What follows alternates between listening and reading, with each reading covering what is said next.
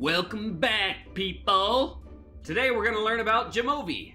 What is Jamovi, you ask? Great question. Jamovi is a bit of statistical software. There are lots of software out there. SPSS, SAS, R, Minitab, GraphPad, Jump. So what makes Jamovi so special? Glad you asked. See, there are really two different types of statistical software. The type with a user interface, which means you can point and click and run an analysis.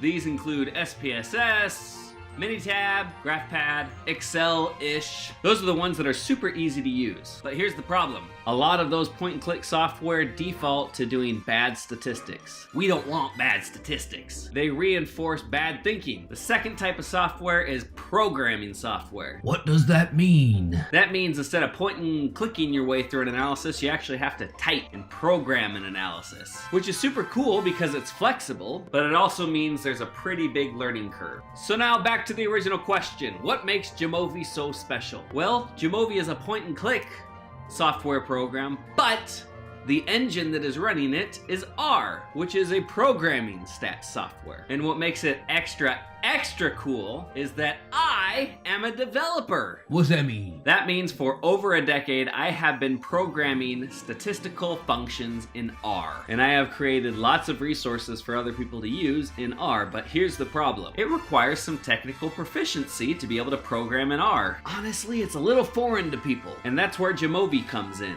Jamovi is a point-and-click platform that allows people like me, package developers, to have a user interface to accompany their statistical packages. Now that is great news, and it's kind of bad news. Why? It is great news because the software we use in this class was written by me, which means you ain't gonna struggle to do the things that I'm teaching you. Isn't that wonderful?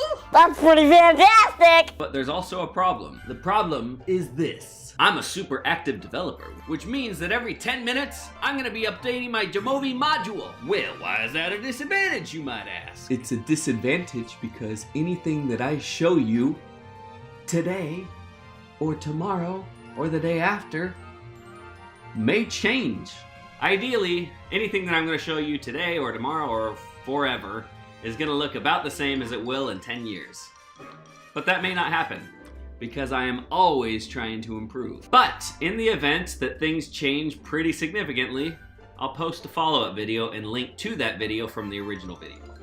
Deal? So are we good and stuff? Y'all ready to learn Jamovi? Let's get to it!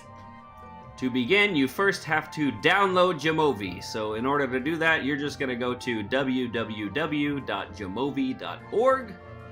And it brings you to this nice little opening page, and all you're gonna do is you're gonna go to download, and then we will go ahead and choose the recommended for most users download. You click on that, it opens up, and then it begins downloading, just as you normally would.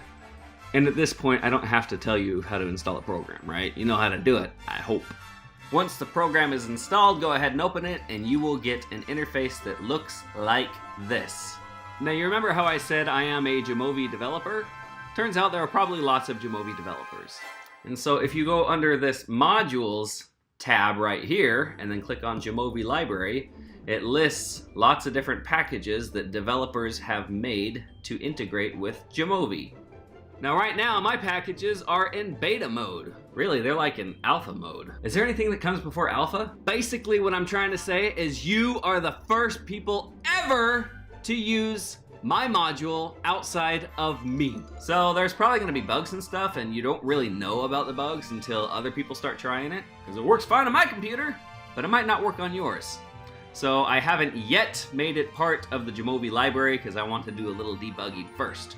So to download my Jamovi module, you are going to download the JMO file that is listed in the description, and then put it somewhere on your computer. And then once you do that, you're gonna go to Sideload.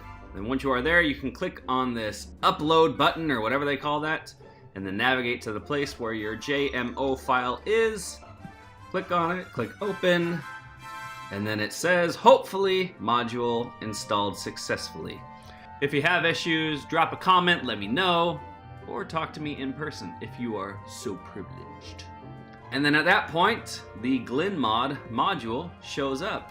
with the two menu items called General Linear Model and Flex Plot.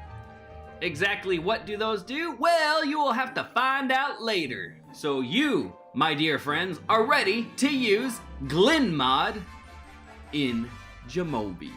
Peace out.